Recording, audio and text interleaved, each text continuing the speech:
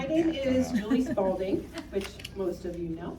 And we are still getting used to our new space here at Lenexa. For 2 years, the Senior Truth Series has been at the Tomahawk Ridge Community Center. And Lenexa is, I think, a much more beautiful room, and they have so many activities. So if you want to add to your array of flyers, they have a bunch of flyers out there as well. But they have so much going on here for people of all ages.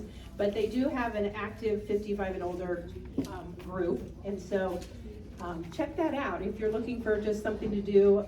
I know they do bingos on Tuesdays. We were here last month on a Tuesday, and it's a big group, and they're very eager. So if you like bingo, that's your group. That's your group. So let me, like I said, my name is Julie Spalding. How I came to start the seminar series, which again has been, this is starting our third year.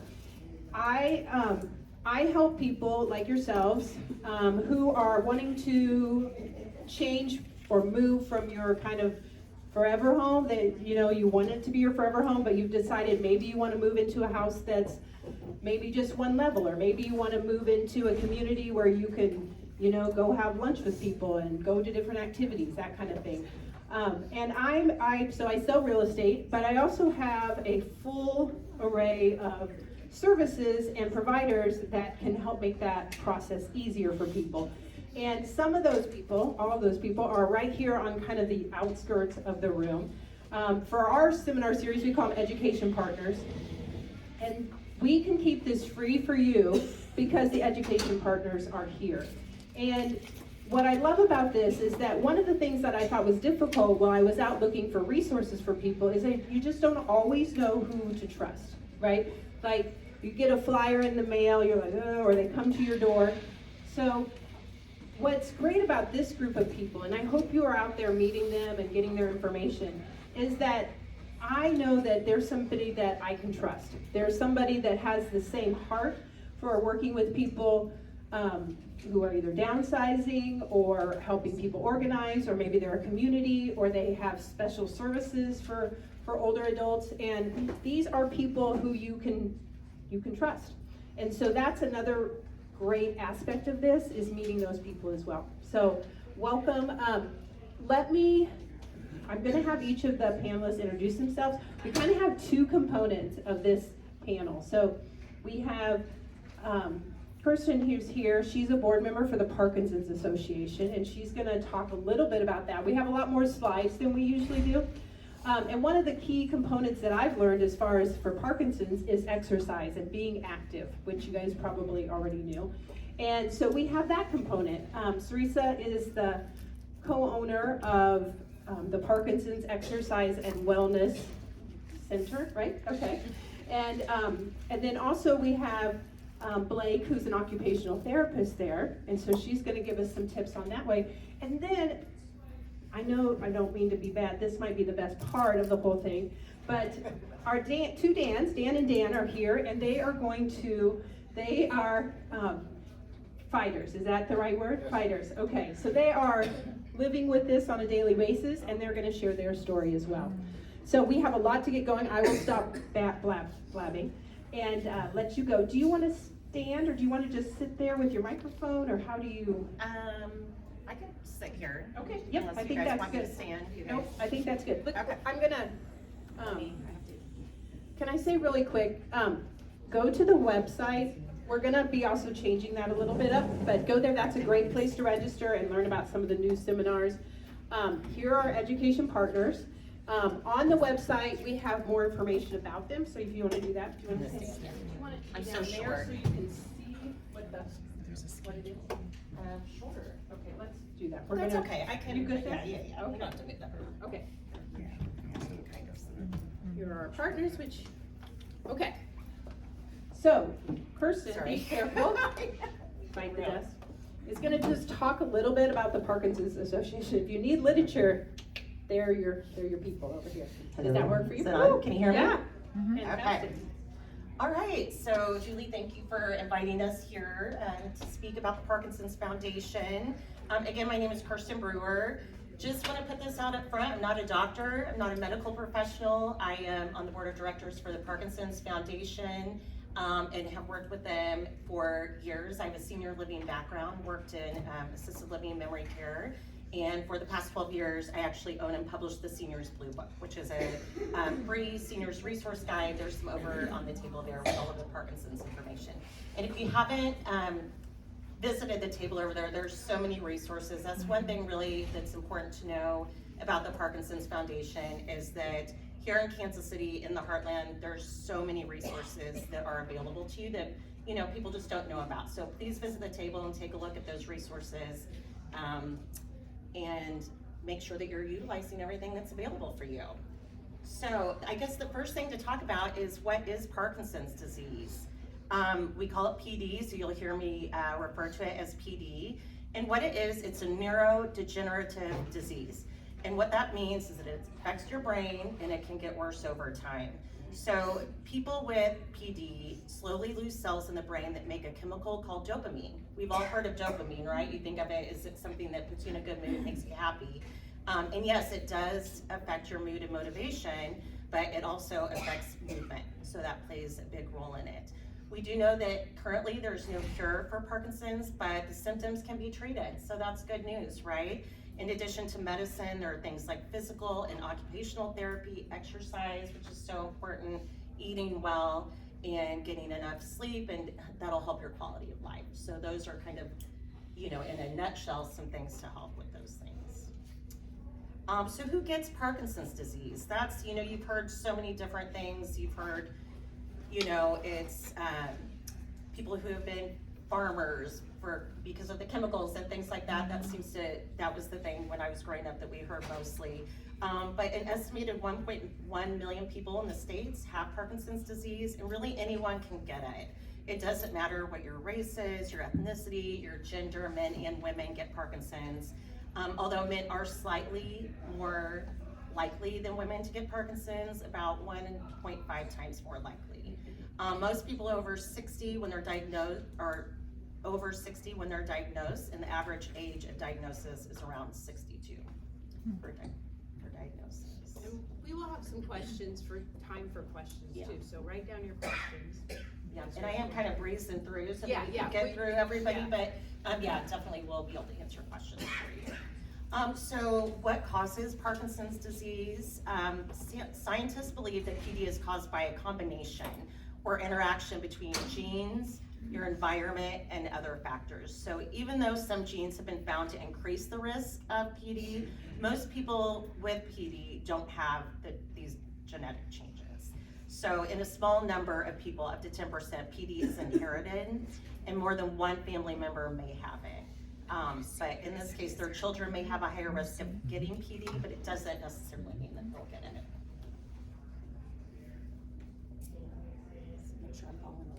What you got? Yes, I was like, I'm not even looking, making sure I'm following the right slides here. So what should you know about the symptoms? The symptoms we typically think about in PD are the movement symptoms, right? Parkinson's is called a movement disorder because it affects the way people move when they have it. These symptoms can include tremors, that's kind of the most common, the shaking of an arm or leg, slowness of movement, or stiffness in the muscles. In addition to the movement symptoms, there are also non-movement symptoms that affect many symptoms of the body. Let's see, and we'll review those, but we can go through and ask questions about those later, and I'm sure with our exercise program we can talk about that as well. Okay, so how is Parkinson's diagnosed? Currently, there is no way to diagnose Parkinson's. This is why a PD diagnosis can take some time. A doctor can confidently make a PD diagnosis based on symptoms, along with a careful and thorough medical history and physical exam. So sometimes the doctor may order brain imaging or other lab tests, but they do that to rule out other diagnoses and other things. So really, a family physician or general practice doctor who has made a PD diagnosis may seek additional opinions from neurologists and more experienced doctors that work with Parkinson's. And I didn't, this is kind of like the team of people, it seems like, isn't it? Mhm. Yeah. Yeah, so symptom management and treatments. Treatment starts right away. So as soon as you get that diagnosis, treatment will start right away. There's different treatments for everyone, and it depends on the person's symptoms, individual needs, and your goals. So deciding your treatment should involve a conversation between you and your doctor. Anyone else, you may want to include family members or who are helping to support you.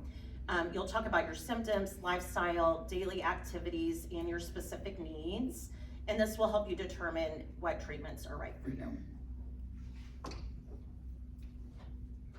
Okay, so the key takeaways: Parkinson's symptoms may be managed effectively.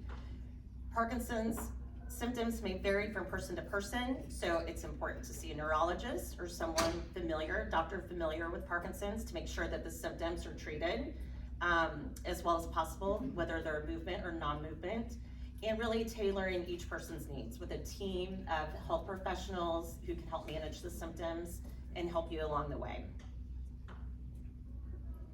That was a very quick overview. Yes. I cut out some of her slides. Yes, there were 24 in total, so we went down to, I think, 5 or 6, but yes, definitely a quick overview. Well, have a seat. We'll answer just maybe a few questions here. Does anybody, I don't really have, yeah. One of the questions I had, especially as I was kind of going through stuff, and not any of you can answer, but I thought there's also some non-movement symptoms, which I was kind of surprised by. Is that anything that people ever see, those non-movement? Like, to me, when I think of Parkinson's, I think of just kind of the movement aspect of it, right? Being rigid and that type of thing. And any of you can answer, but there's also, that doesn't have to be it. But are people actually diagnosed from the non-movement type of symptoms? Do they know? Okay, go ahead. I think it's a combination. It's a combination. I think, Okay. you know what we were talking about with the dopamine, it's a lot of mood, depression, anxiety, sleep issues and things like that. Yeah. When making a diagnosis, Go ahead and use there that. has I to know- be a, okay. You've got I you have a know. real. They're a long ways back there. Hello. Test. Okay. All right, and again, I'm Sarisa. I'm not a doctor or neurologist, just have been working with this community and have gathered resources and knowledge for myself. But in general, when making a diagnosis of Parkinson's, as Kristen shared, it's very, very difficult. It's a process of elimination. It's a process of observation. And there are certain things that have to be present in order to make a diagnosis of Parkinson's. So they're going to be looking at some of the early symptoms like loss of sense of smell, depression or anxiety, sleep disturbances, constipation, some things that seem like general aging or seem like, you know, this is something that a lot of people around me are experiencing, but they can't make a diagnosis based on those things alone. There has to be other movement things happening, like some of those other things she mentioned, like tremor, stiffness or rigidity, changing in gait patterns, smaller steps, shuffling gait, balance changes, and they'll take all of those things into account when making a diagnosis or making a hypothetical guess that it's Parkinson's. And even then, over time, some of those symptoms can change, and there may be a change of diagnosis as well. Is that all? That's all. I had a really good question. Hold on just a second. Where did it go? Oh, I know what it was. There weren't quite enough to go around, but we can get it for you. If you're wanting more medical information, there's a great kind of symposium coming up March 24th. And I think I have a slide of this at the end. It's 12:30 to 4, it's free, it's in Lenexa at the Hyatt Place, Kansas City, but this is a great way, there are gonna be doctors there, and so they're gonna probably talk from more of the medical side of things. I know Dr. Muhammad was here, He's sick, so. he is excellent. Dr. Muhammad was here, He's a rock star. he's a rock star. He's on the board with me, he's Yeah. great, he's a really great guy too, and he'll be there. He'll be there speaking. He was here the last time we talked about Parkinson's, and he was amazing. And I have to schedule these pretty far in advance, and so it didn't, unfortunately, like, everything aligned where they couldn't be here. So, but they have this coming up in March. So if you want more medical information, that's gonna be your best bet, and it's also free. So, would you like to you wanna do your presentation? Sure. And, did anybody else have any pressing questions from her presentation? Is it hereditary? Is it hereditary?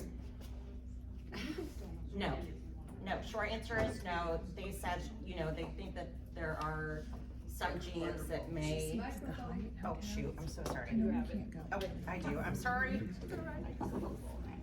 My brother-in-law had it, he was a twin, so I was wondering if the other twin could get this. Okay, so they can, but it's not necessarily hereditary. It's a very small percentage that they're finding that it is. So the short answer is no. Judy? I have to disagree. Okay. I have Parkinson's, my daughter has Parkinson's. Yeah, that's absolutely can happen, for sure. And my aunt on my mother's side, of course, this was in '98, they thought she had Parkinson's. They thought my brother had Parkinson's. That was also early in the early 2000s. Yeah. They didn't have tests then, Yeah, so yeah.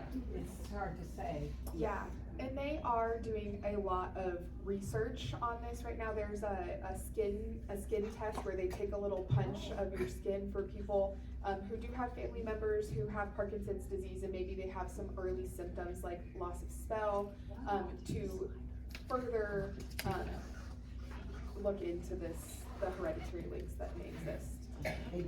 And it's your environment too. If you're Yeah. living in the same environment, it, you know, it makes sense that your family members would also. So what she was saying is she feels like it's hereditary, because that's been her experience in her family as well, and some family members and her daughter. So that's kind of what she's sharing. And there was a slide I cut out, I believe, of the Parkinson's slides, but it talked about the test, I believe, that you were talking about. And we can, so if you're interested in that, we can get you more information on that. You wanna? Yeah, it's 10 to 15% of all people with PD have a genetic tie to Parkinson's. So it's a you know, a small number, but yes. Judy, do you? You mentioned brain scans. What would white brain matter indicate? Is that more of cognitive, or could that also be Parkinson's too? White brain matter. They're wondering if a brain scan, and the brain scans scan white matter, is that what you're saying? Okay, they're wondering if that can give you a diagnosis of Parkinson's. Yeah, I again, don't know. not a doctor, so I'm not sure. Do you know the answer to that? In our experience, not as doctors, white brain matter is not associated with Parkinson's. There's a very specific brain scan called the DAT scan. It has a really long name, but they've shortened it to DAT. And that is like a very fine-tuned MRI that looks specifically at the substantia nigra, which is where dopamine is created. So as Kristen shared, it is a lack of dopamine cells and lack of natural dopamine in the brain that is leading to these movement changes, mood changes, and ultimately Parkinson's disease. So white matter is very different. What, did you say DAT? D-A-T? D-A-T. That's DATs. Check it out. Yep. Yeah, and unfortunately, because most of us want like really solid answers, the DAT scan comes back either positive or negative. They don't give you very much information from there. It's either you're positive for loss of dopamine. We're seeing that substantia nigra or dark matter is lighter than it's supposed to be. So that can be another indication that we are looking at Parkinson's as the cause for these symptoms that you're experiencing. We both had that. You had the scan, you both had the scan, and it showed the same thing, so. Well, she had for years been going to a neurologist, and because tremors kind of run in our family, and she had them mostly in the right.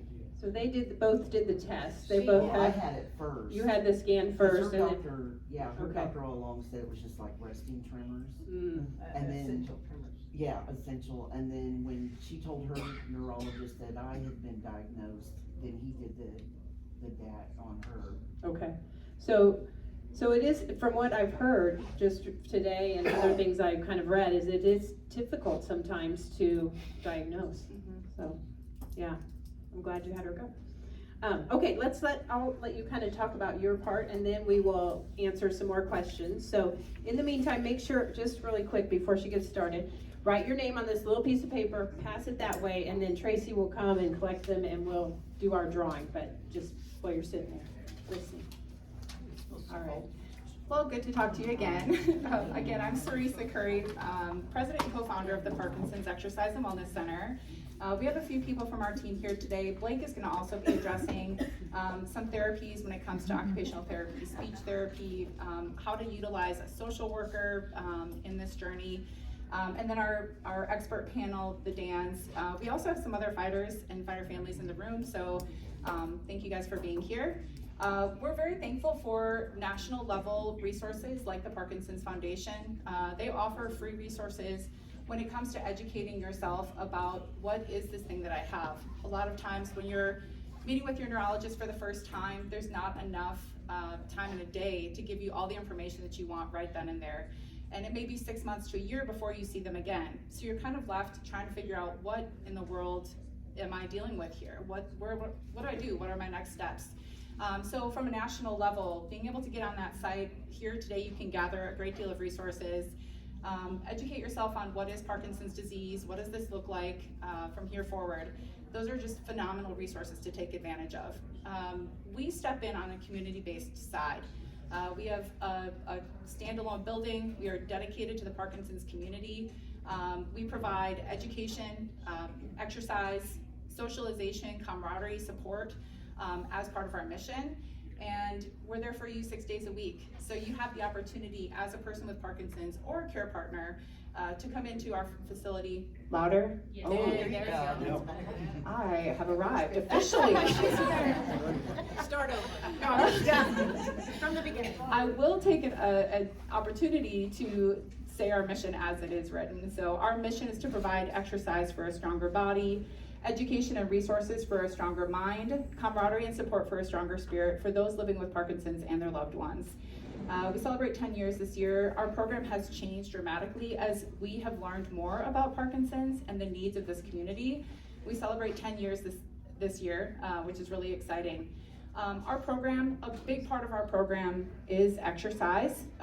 As research continues to progress and as they're doing more research on Parkinson's and exercise specifically, we will add to our program as the research comes about. We have 3 specific evidence-based classes for Parkinson's, and then we've created some classes where there are gaps, like mobility, dance, theater, some of the places where research isn't quite there yet. The education resources, I'm gonna let Blake take that, but let's just talk a little bit more about exercise. With Parkinson's being a dopamine-specific disease, exercise is one of the best ways to build up your natural dopamine. It also is very helpful in supporting what you're giving your body from a treatment standpoint for that dopamine to be more effective longer. It also, at this point in time, has been shown to be neuroprotective, which means if you have Parkinson's, that degeneration that is natural to the disease, it can slow that down, and in some cases, it can pause that for a period of time. And I think anyone living with the disease wants to know that they can live longer, that they can live better, and that there is something that they can do to make that happen. And exercise is that thing. As we age, Parkinson's aside, we lose muscle mass, we lose bone density, we lose flexibility. Cognitive changes happen no matter what. We just don't use our brain the way that we used to, and it doesn't respond to stimulus the way it used to. So our community has a really unique opportunity to maintain muscle mass, bone mass, flexibility, cardiovascular flexibility, and to have socialization that's meaningful to keep their cognition sharp. We feel very strongly that our entire program, when it's used to its fullest, can be one of the most enjoyable parts of a person's life, and we're proud to offer that to the community. I'm going to bring Blake up now so she can talk about therapy and the ways that we provide education to future providers. One thing real quick that I'd like to mention that I was hoping to remember to do at the beginning, Parkinson's is the #1 diagnosed neurological condition. 10 years ago, there were a handful of people that could say, oh yeah, I know someone with Parkinson's. I'll tell them about your program. Nowadays, that is just not the case. Everybody knows someone with Parkinson's. Everybody is having a close connection, whether it's a friend or a family member or someone in their church or community that's being diagnosed with Parkinson's. So we're finding it even more important that we have the resources available to hand a card or to hand a flyer to that person so that they can have hope, they can gather resources, and they have a place to be supported. So it's more important now that you guys are learning and educating yourselves about the resources here in the community, but also so that you can give hope to someone who shares that personal information with you that they've been diagnosed with Parkinson's. Okay, Blake, Yeah, will you just, introduce yourself and tell them your history and what you do, and, you know, just that you're official. Yeah, You're yeah. official.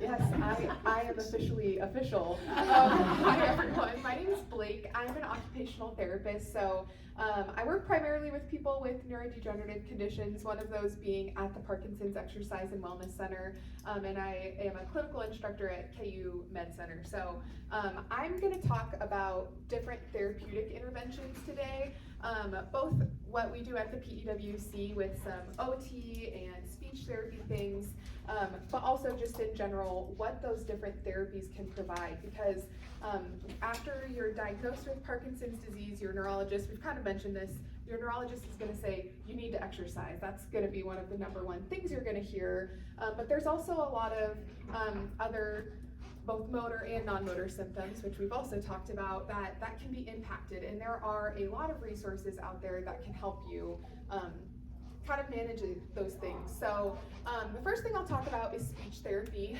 At the PEWC specifically, we do have a Parkinson's voice group that we actually do in conjunction with Turning Point. If you guys are familiar with Turning Point, they have an online Parkinson's voice group, and we host that in person too, which is pretty great. Yeah. will you tell them what that stands for, the PD, I know what it is, but. PD voice group. No, well, you're talking about your Parkinson's wellness and. Oh, yes. Parkinson's Exercise and Wellness Center is PEWC. Sorry for not clarifying that. Yeah, but speech therapists really can work with you on challenges with cognition. So if you feel like you're having some cognitive changes, or your friend or family member who's diagnosed with Parkinson's disease has been having some changes with that, a speech therapist can help with that. They can look at swallowing and drooling. Swallowing is something that can be challenging for those diagnosed with Parkinson's. They look at all sorts of things with communication as well. So things like vocal projection and sometimes facial expression. Those are all things that a speech therapist can work with you on.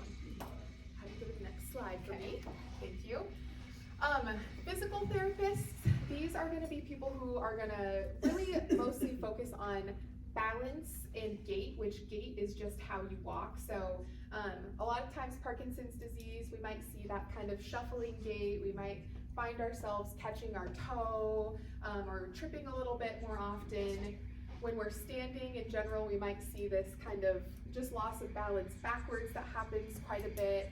And physical therapists can work with you one-on-one to help that. Again, the exercise, just in general, high intensity exercise can help with that, but sometimes it's helpful to have some additional one-on-one work with that.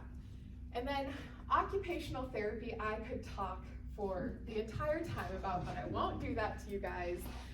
We really help people do the things that they want and need to do. So if you picture yourself laying in bed in the morning, what are the things that you go through as you wake up? You need to get out of bed, make your way to the bathroom, wash your face and brush your teeth. All of those things are occupations. So things that might be impacted with a diagnosis like Parkinson's disease. So we can work through all of those things with you to help you do the things that you want and need to do, and make sure that you're able to do the things that you want to occupy your time. Additionally, I didn't put this on there, but I want to talk about social work, and just in conjunction with the Parkinson's Foundation and the resources that they have. Social workers are a great resource to help you connect with other community resources that you need. So a social worker can help you get connected with things like this, the lovely vendors that are here. And if there's something that you need that maybe you don't have access to, a social worker can help you figure that out. They can help you figure out grants. They can help you find resources. All of those are things that they're really great at. So yeah. See what we got here. Do you want? Oh, I put this, we don't have to go all the way into this. I told you I could talk about occupational therapy for forever.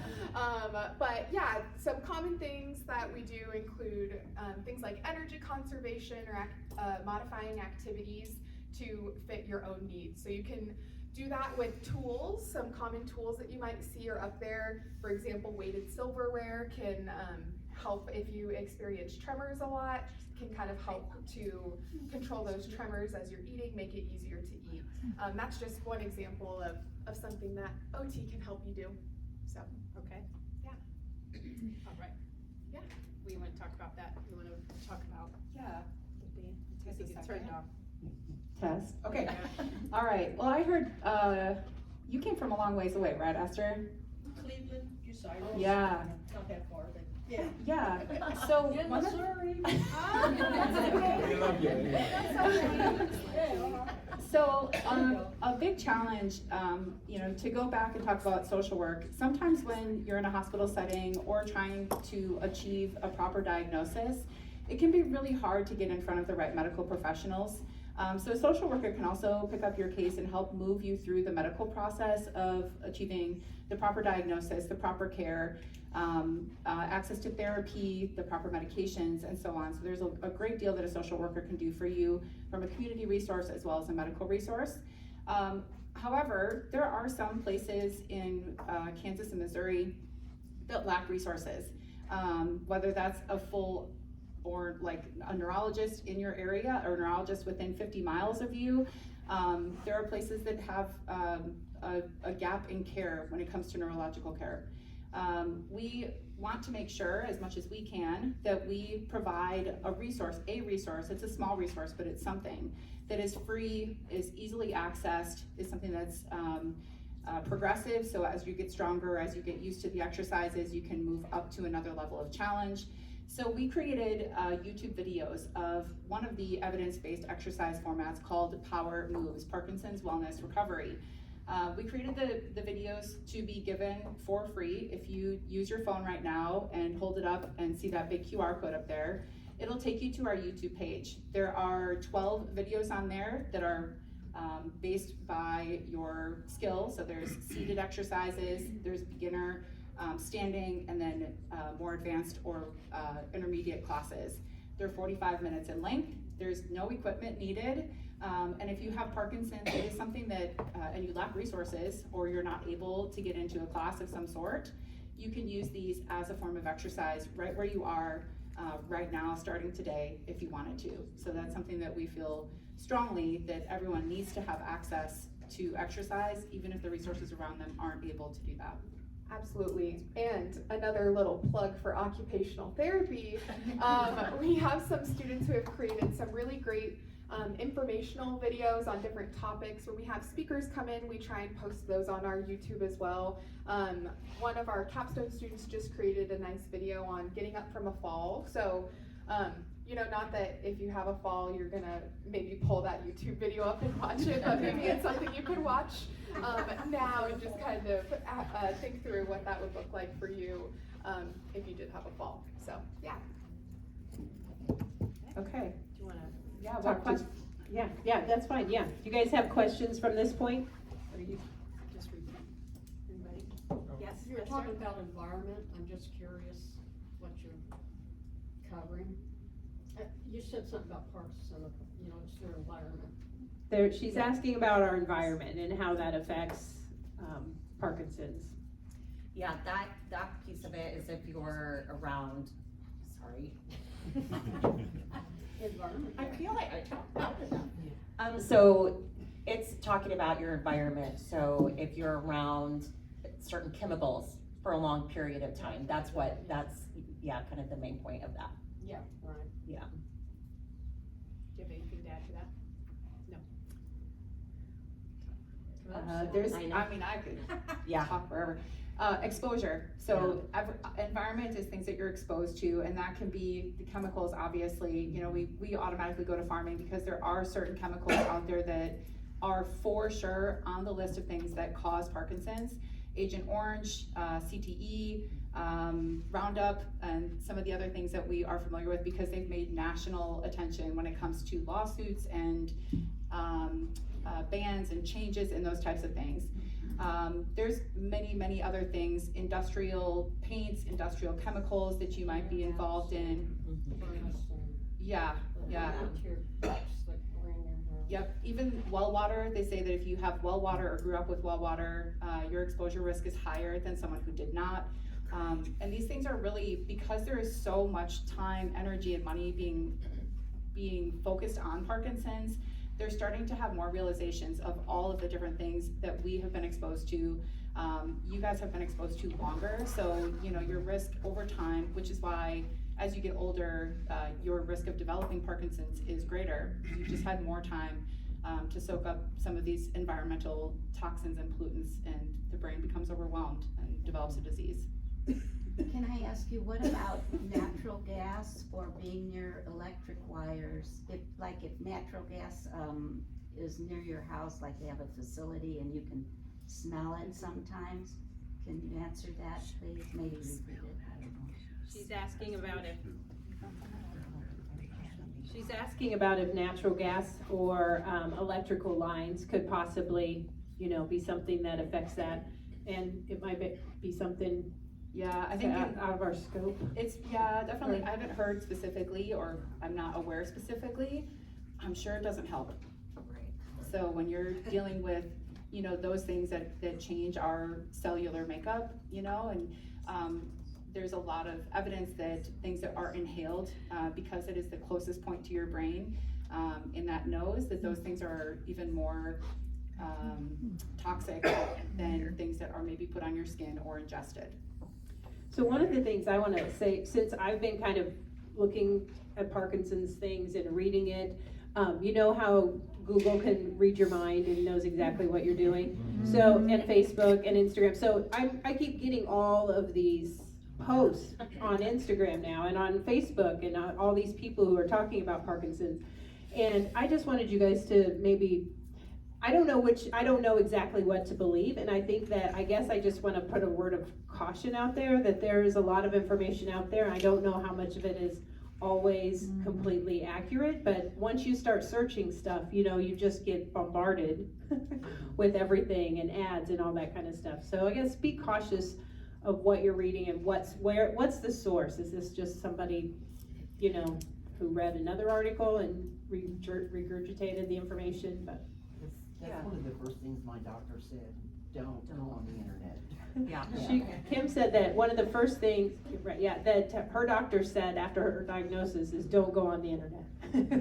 So, or go to a trusted source like the Parkinson's Foundation, they're doing the research and they have the medical background, and if you go onto their website, there's, you know, you're gonna get the information that you're looking for and questions answered. So definitely utilize them. They're here for you. Yeah. Kristen, I have a question for you. Okay. Do you guys still have the 24/7 info line? Yep. Really? Yes. Could you give that phone number? Yes. Hang on, it's on my slide. Pat, did you have a question? Yeah, just, what about cell phones? She asked about cell phones. Okay. I know. At this point in time, there's not a link to Parkinson's, but again, can't help. Okay, so the info line is 1-800-4PD-INFO, INFO, and I do have a handout over on the table with the information. So it has the info line, it has the website, all the information, so you can pick those up too on your way out. I think that is one of the most incredible resources. It's 24/7. You call that number any time of the day or night, and there's gonna be a medical leveled professional who can answer your questions, talk you off the ledge if you're having a really difficult time, and just be a voice to listen to that has resources and education behind them that can give you some quality information. Yeah, just kind of like the Alzheimer's Association. I mean, there's just so many great, amazing resources both. Carrie? I was just gonna say, exposure exposure doesn't equal diagnosis. It is increased risk. It doesn't mean because you had exposure, which I know no one has said that, but just as a reiteration that it's an increased risk, not equates to I'm gonna have a diagnosis in my lifetime. Right. And I'm a physical therapist, OTs are great. And these exercises are amazing that you guys have the resource. And and I use the PWR exercises sometimes with people that aren't living with Parkinson's, just because they're great exercises. So it's just a nice resource that you guys have. And I'm gonna push another shameless plug for exercise. One of the ways that your exposure risk can be decreased, or your potential risk can be decreased, is to exercise now. So exercising in your day-to-day at a high level of intensity, the national requirements or expectations are 150 minutes a week. Many of our fighters will get 150 minutes in their first 2 days of their week because they are participating in that many classes and engaged in that many exercises. But exercise now reduces your risk for exposure, reduces your risk from exposure, from genetic predisposition, from all the risk factors. So, is this a good segue into talking to the microphone? I think it's a great segue. Okay. So we're gonna, if there are no more questions for me, Kirsten, or Blake, I think we'll turn it over to individuals who are living with Parkinson's, who are taking advantage of all of the resources that we've talked about today, and can share their personal experiences and trials, tribulations, and triumphs. We'll start with Dan. Okay, can you I hear was me looking back? for a way to. Okay, just a couple more non-profitable, not profitable, but organizations, the University of Kansas Medical Center, which we have a lot of KU fans here, obviously. The Mayo Clinic and Cleveland Clinic have all been rated as very high when it comes to any kind of movement kind of stuff. So if you're gonna read something, make sure it's valid. I've diagnosed with Parkinson's in 6 years ago. And about 6 months into it, I was had a golf tournament. Love playing golf. And by the way, thank you for not mentioning golf as one of the places that's dangerous for Parkinson's people. Doggone it. But I had a golf tournament on a Saturday, and all excited for it. I'm not a good golfer, I'm a decent golfer, that's about it. We had a tee time for the next morning. I went home, wanted to get home early. It's about 10 o'clock. Tournament's at 8 o'clock the next morning. And what happens is I monitored my way home, was successful in getting to bed. Next morning I woke up at some time or another, I just know it was dark outside. And I got out of my car and looked around, and where was I? Well, I was in the Sycamore Ridge Golf Course at 7 Highway and 199, which is 20-mile drive. Blanked out, black, didn't know any of it, don't remember. I remember two things. One was, hey, you guys be quiet in the back seat, I'm trying to find the Taco V at McDonald's. What the hell? By the way, there was nobody back there. There was just this up here. There was some maintenance guys that were there, and you guys gotta hide, you guys gotta run, get out of here, there's bad guys here. And they're going like, what, you messed up, man, you okay? So eventually my golfing partners showed up and they said, well, are you on drugs? I said, no, I don't think so. So they walked around half the course with me, making sure there wasn't someone hiding behind trees. This is not how I want my drugs to work, right? Not their fault. I said, play like not well, and got home, and by then, this was late Saturday night, Sunday morning, that I woke up at 8 o'clock, went over to my little pill dispenser for all my drugs I'm supposed to take, and at 12 o'clock it is empty.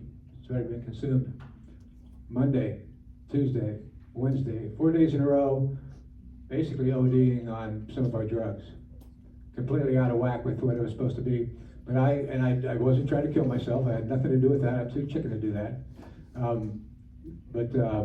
wanted to fight that battle. So got a hold of my neurologist, which many of you people here that go to KU Med are aware of who he is. He does a great job. I called him, and he called me back on the weekend. He said, well, first we probably want to cut back on the amount of drugs you're doing. Kind of went overboard there. At home, yeah. We changed my prescription, which was a good thing to do, and got one of those lock boxes, if you've seen those. Normally people put them just in a little container and you take the pills that you want. But if someone is gonna do that and abuse that, it's not gonna do them any good. So there's devices out there that are, like a carousel, and it spits out only the day, time that you're supposed to be taking your drugs. Works wonderfully, $400 or $500. It's a wonderful invention they got there.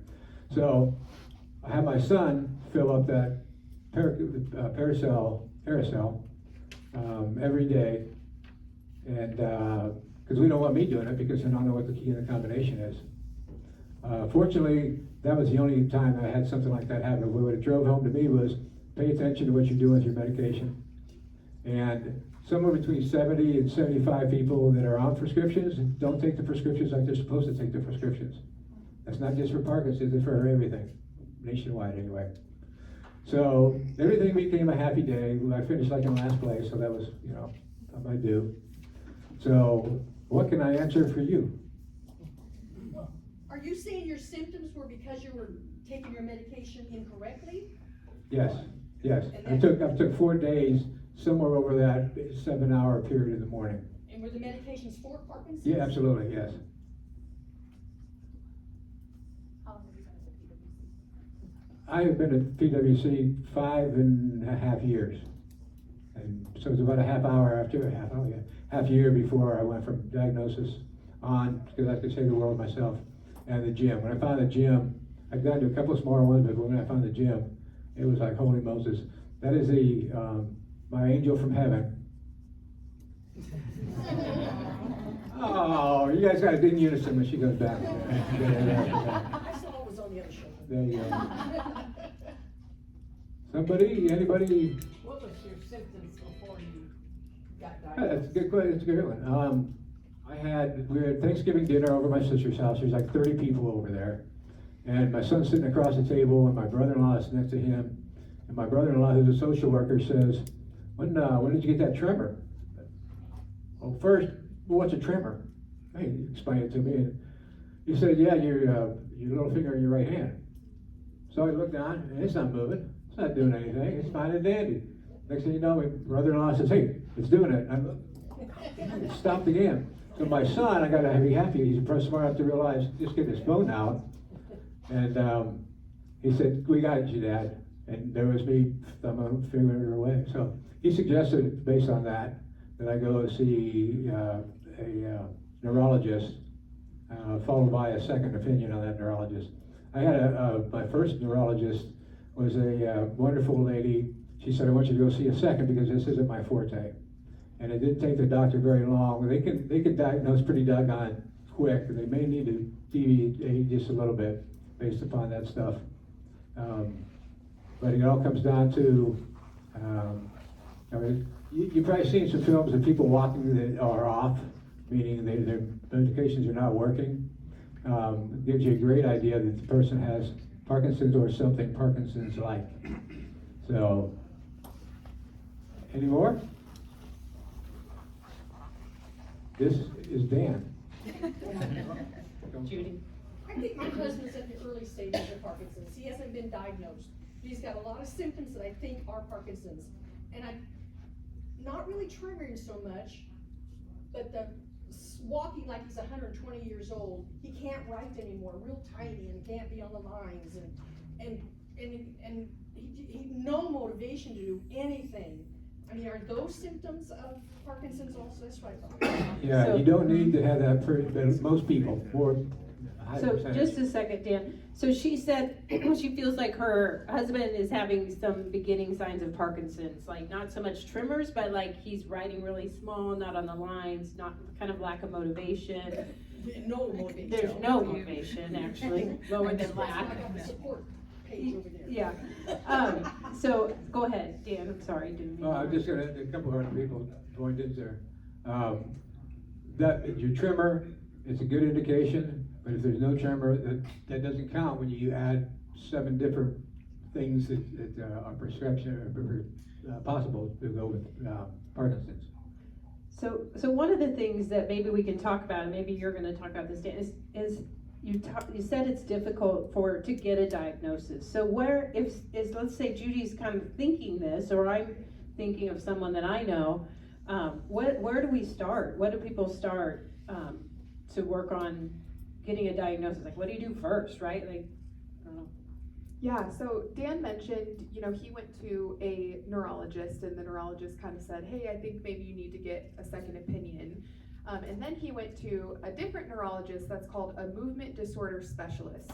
And that is someone who specializes in movement disorders, right? So that includes Parkinson's disease and all of these other conditions that are under the Parkinson's umbrella. So progressive supranuclear palsy, multiple systems atrophy, dementia with Lewy bodies.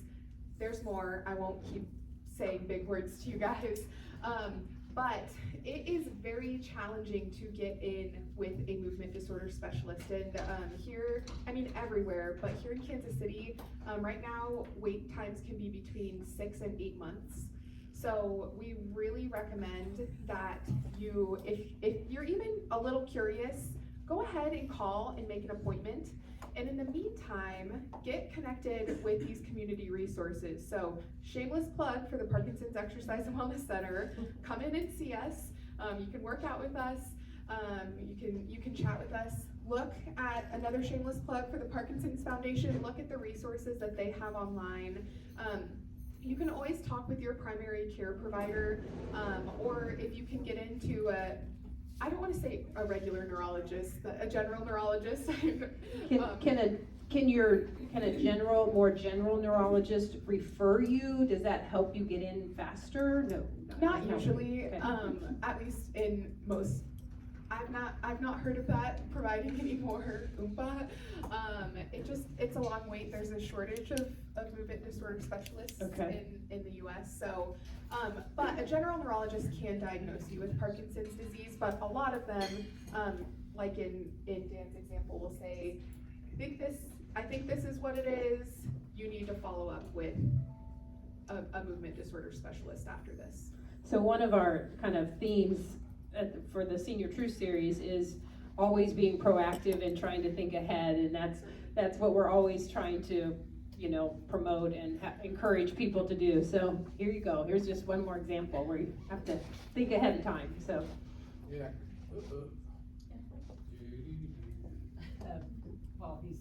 I had a friend in the early 2000s. She didn't have tremors, but she had Parkinson's.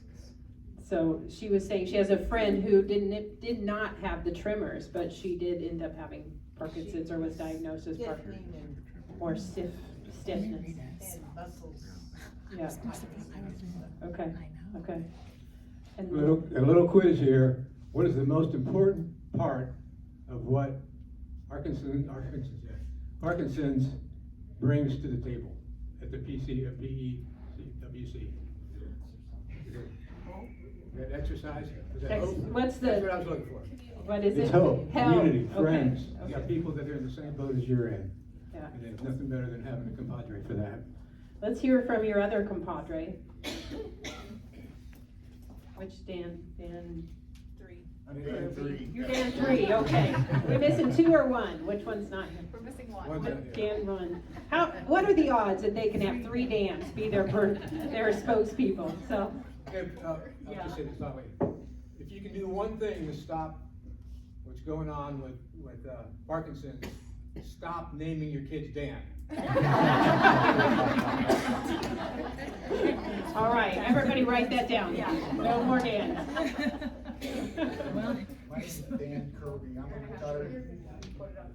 I'm a retired police officer from the city of Blue Springs.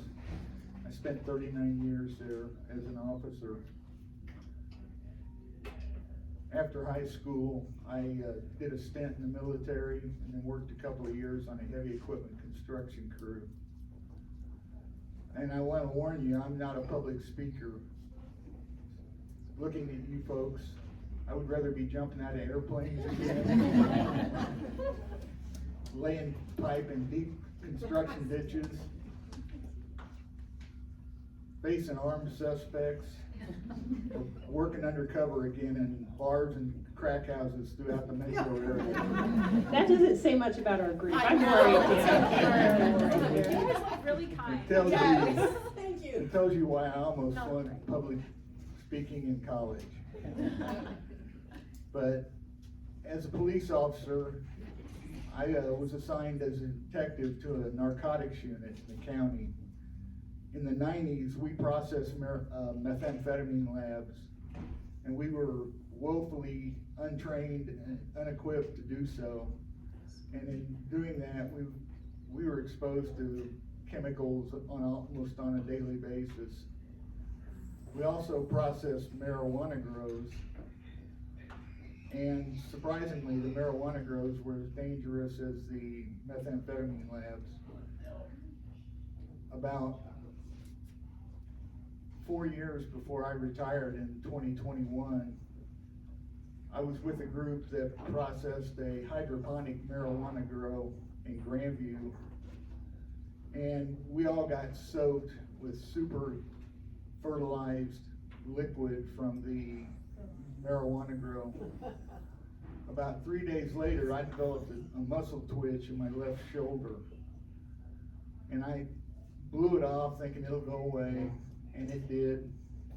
So I kind of forgot about it, and about a week later, I developed a small twitch in my right hand. I went to see my family doctor, which, good guy, but it was a mistake. He diagnosed me with essential tremors and treated me for about 4 years for essential tremors. I wanted to see a neurologist, so I made an appointment. And the week I retired, I got my diagnosis that I had Parkinson's. My old partner from the drug unit was an Intel analyst, and he lived on a computer. Well, he found the PEWC website and sent it to me with explicit instructions to get my butt over there and check it out. I was there in December of 2021, and I've been there 3 days a week ever since. And the best I feel in a day is my drive home from the gym.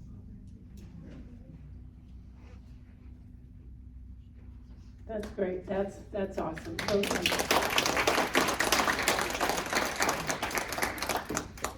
that exercise, we keep hearing that word, don't we? I listened to something about cancer the other day, and it was all about exercise. So thank you for sharing your stories. That makes a huge difference. Any other questions? Yeah, Marla? I have a resource. A resource, okay. Yeah. Dan, number 2, you mentioned a pill machine. Did you say it was about $500? Yes. So we have a life care coordinator at our business who recommends a pill machine that's about $89 that you can get on Amazon. So if anybody finds that $500 amount to be a little excessive, it's called the Live Fine Automatic Pill Dispenser. It's $89, and it's a 28-day dispenser. It has alarms, whistles, and bells. So that might be a resource for somebody who can't do the $500 machine, but I wanted to share that. Okay, so Marla can help you in the back if you want to look that up a little bit more. Yeah, please, go ahead. I do just, There you go. is it working? No, Not really. no. Try it. Okay, let me try. Okay, this one's working. I do just want to caution you, if you have Parkinson's disease and you need to take medications multiple times a day, that specific one might not be right for you. It is 28 days, but it only has the certain amount each day. A lot of times people with Parkinson's disease need to take medication 3 or 4 times a day. Dan 3 does 4. I do 16 pills a day. How many times a day do you take? 3. So Dan 2 does his, just used to calling him Dan, does his 3 times a day. So that's also just something to consider, but for everyone else, also, it's a great resource. Thank you for sharing that. Good to know, thank you. Yeah, great. What other questions do you have for anybody on our panel, or me? Well, this husband I'm talking about, I can't. He's not even here to defend himself. No, I can't get him to exercise. I know exercise is the number one big thing to do. Yeah. I can't get him to do. I can't get him to exercise. Is there a way to motivate somebody, do you think, to exercise? To do something, anything? Quit cooking until he starts Quit. moving. I think Dan said to quit cooking until he starts to work out. So yeah, that's a great suggestion. Good luck with that one. I've already stopped cooking, so I don't know, Jen, I guess you have to. So in other words, no, okay. So I will say, and I'll let Sarisa talk too, she might have some other thoughts, but I will say that what I see at our center is they have friends that they see at the center, and that is very motivating for them to have the camaraderie. And you guys, I mean, can speak to this maybe better than even I can. But apathy is a thing for people with Parkinson's disease. About 40% of people with Parkinson's experience that apathy or just, I don't care. And so finding external ways of motivation, like friends, like maybe you could like do the opposite side of what Dan said, a really good meal afterwards, or going out to lunch with friends, anything like that could be an option. I'll let Sarisa talk to you. And do you need a diagnosis to come to your, I mean, I know Judy lives pretty far south, but if, for your place, do you need a diagnosis? We would like for someone to be in the process of, so maybe primary care says, we think you have something going on, we think it might be Parkinson's, but we're not the ones to make that official diagnosis. You make an appointment to see a neurologist, and it's 8 months down the road. We don't want you to be in that state of limbo when you've heard, we think this might be what it is by a medical professional, but it's gonna be some time before you receive a full or complete diagnosis. So as long as that process is started, we will pick you up, support you, start to provide education, resources, exercise, to make sure that you're supported even as you're working towards an actual diagnosis. So, but I did want to go back, Blake said it very well. If your husband does indeed have Parkinson's, his brain is deficient in something that makes him seek motivation. So there's a lot going on. He may be very, very tired. Fatigue is another non-motor symptom of Parkinson's. He may be depressed or anxious. He says he's not depressed. Yeah, so. That's okay. So and apathy and depression look very similar, but maybe striving for an actual diagnosis and getting him started on the medication or the therapy that is needed. He's actually saw a neurologist. Okay. At KU. Okay. And we left just exercise and has another appointment. Still no real answers. Okay. Sounds like it's definitely a process. Yeah, it is a process. You don't just go in and get diagnosed. Right, right? Yeah.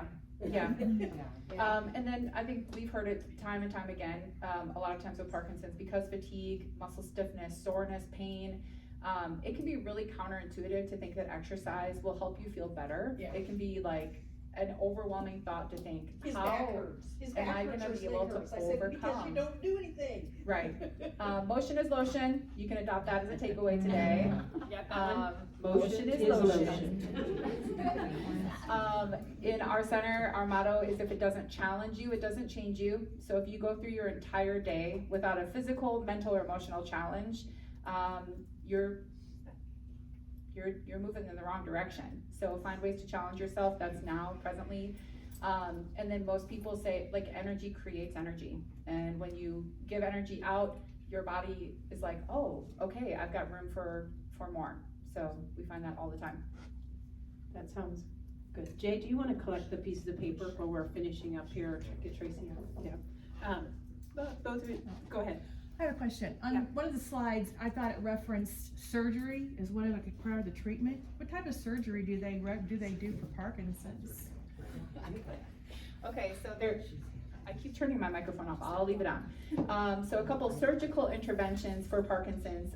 There's something called deep brain stimulation. It is an electrode stimulation into the substantia nigra, the movement part of the brain, that has little battery packs up in the head, and it stimulates that substantia nigra to help control the symptoms of Parkinson's. Another surgical intervention, there's something called the Duopa pump, and that is a pump that bypasses the traditional swallow into the stomach, absorption into the small intestine, and goes directly into the small intestine so that medication can be delivered through that means. And then there's ultrasound DVS. You had that, okay. Where instead of inserting those electrodes, they actually go in and stimulate that area or destroy the area that's causing the problem with ultrasound. And then finally, it's not considered surgical because it's just done subcutaneously, but there is a brand new pump that has been released that delivers medication through the skin, just under the subcutaneous level of the skin. And that can be very helpful in managing how often you take medication, how much medication you're taking. How are insurance companies handling that? Will they pay for that? That's a I mean, I good know question, obviously it insurance depends on and your what's, insurance company, but yeah, what's is it- covered. Is it? Out of my are they scope. receptive? Yeah, the people that I've talked to that had it done, or wanted to have it done, were able to do it successfully. I had the ultrasonic brain, it was, a few years ago. I have essential tremors. They corrected my right hand. I still have tremors in my left hand. So you've had some of these, Yeah. some of the brain They shaved things. my head. Oh. And, I understand, soon after, I was one of the first to have it done. Okay. And, then a year or so later, they started doing both sides. At the same time. Well, not at the same time, but I don't know how they're doing it now. Mm-hmm. But at my age, I wouldn't, I'm not a candidate to do it, Okay. to do both sides, but I'm happy, at least I can You write. can write with your right hand, yeah. And sign my name legally. You're official, you're official. So just real quick, I know I'd mentioned this, this actually is in a couple days, on Friday, or that'd be Saturday, this rhythm, cycle, and sculpt. Do you guys know anything about that?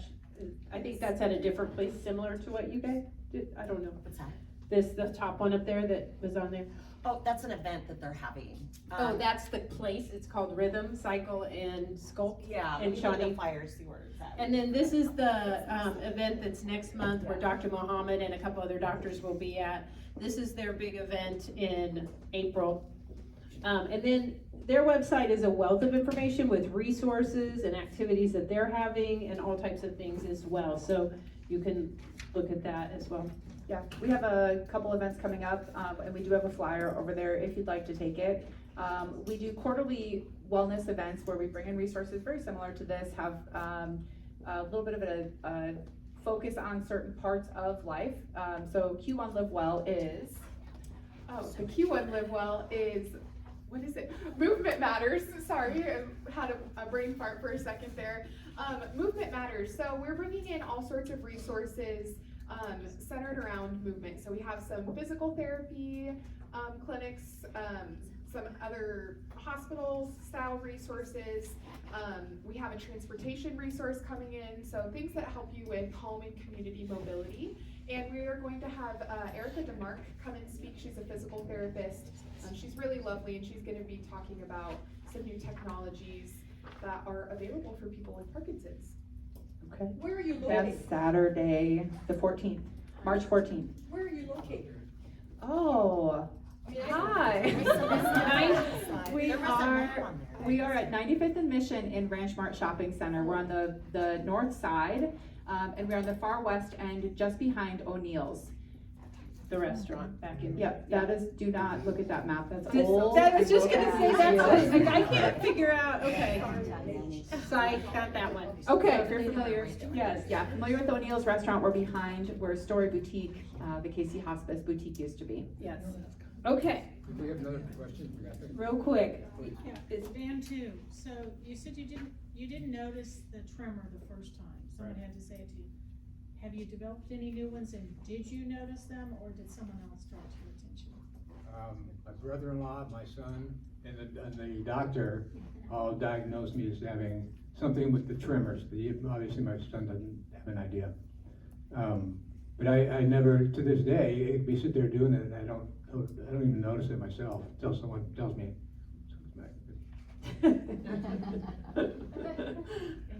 Okay, well, they will be up here, and we have all of our other education partners, so if you have some questions afterwards specifically, please feel free to, a couple will probably be over at the table as well, lots of information over there.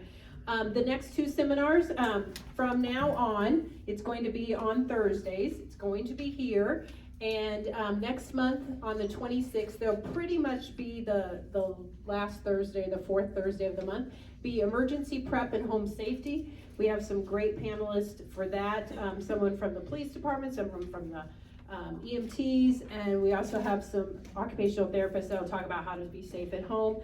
And then Thursday, also some great panelists for navigating grief and loss. So make sure you, if you mark it on your survey, I will get you signed up. And if so that's the best way to do it, the easiest. You don't have to do anything. I will still send you an email, but that's because I don't have a way to, but if you'll still get an email about it. And then if you are brand new, this is your first time, and you came with someone, make sure you write your name down, and we'll get you a $10 gift card. Anybody who's new gets a $10 gift card, and then also if you brought them, then you get a $10 gift card, and I will get those mailed out. We are going to Dallas to see our daughter this weekend, so we're excited about that, so it'll be next week before that happens.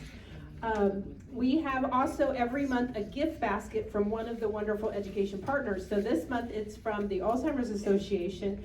She's going to come up and just tell just a little bit about them as well.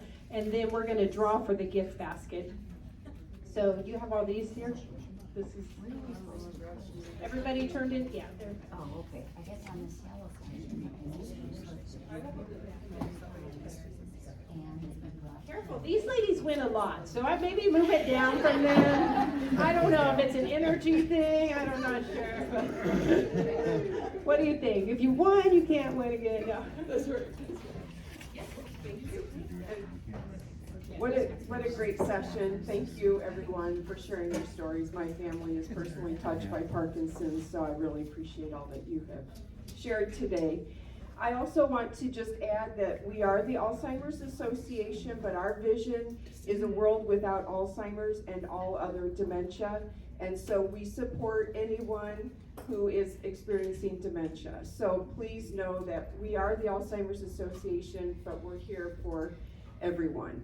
So I'm happy to share today our brain health basket. And so you will find lots of very brain healthy activities and little bits of food and treats and ways to stay cognitively stimulated. So enjoy your basket. Okay, let's have you draw. Tracy has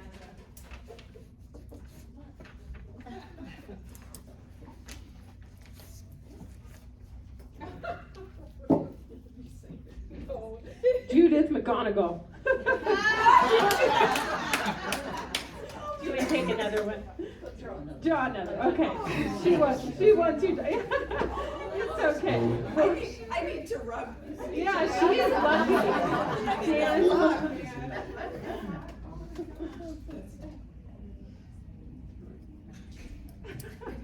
Jan home. Oh, Esther Martin. Yay! Congratulations. All right. Yes. So, yeah, that's close. We have a lot of Judys here. So, okay, thank you so much for being here. I think we're getting you out on time and give you a few minutes to ask questions and see some of the education partners. And if you have any questions, just let me know. And I look forward to seeing you all back in March. Okay, it'll be spring by then. It feels like spring now, but anyway, thank you so much. Oh yeah, Jenny wants to talk just real quick. Thank you everyone for being here. If you don't know me, my name is Jenny Wassam. I oversee this area and I have a lot of great community partners. Can we give everyone that came out to support and also all these amazing sponsors, Julie, for setting this up. Let's give them a round of applause. Thank you all. All right, well, enjoy yourselves. If you have any questions about the different programs that we offer here. I'm gonna be out there so that we kind of disperse us a little bit. But anyway, thank you again for being here. We really appreciate it.